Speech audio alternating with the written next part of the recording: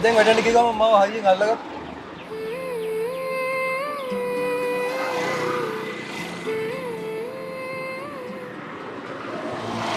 එහෙම තමයි.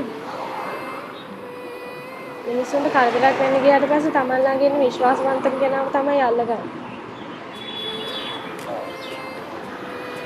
මම ඒකට මේ වෙලාවේ මමද ඔයාලගේ ඉන්න විශ්වාසවන්තම කෙනා.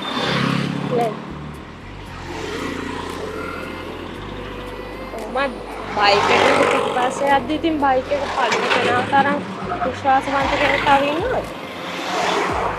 මොකද වැඩ කරන්න එපා. ఏంది ගියද?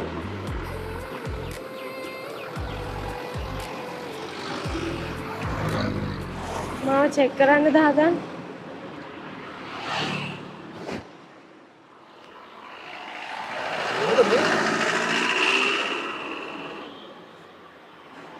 මගේ හැංගීම් එක්ස්පෙරිමන්ට් කරන්න හදන්න එපා යාෂ්. මං ඒකට හරි බයයි. මාව රවට්ටපු මිනිස්සු හැමෝම රැවට්ටුවේ මගේ හැංගීම් එක්ක. මේ මොකද මේ? එහෙම මගේ හැංගීම් එක ප්ලේ කරන්න එපා යාෂ්. මට ඔයාලට මේක ඇත්තටම කියාගන්න බැරුව ඇති. බලියා මට වෙන කෙනෙක් හම්බුණා. මට ඔයාව බලින්න බැරි. I'm sorry.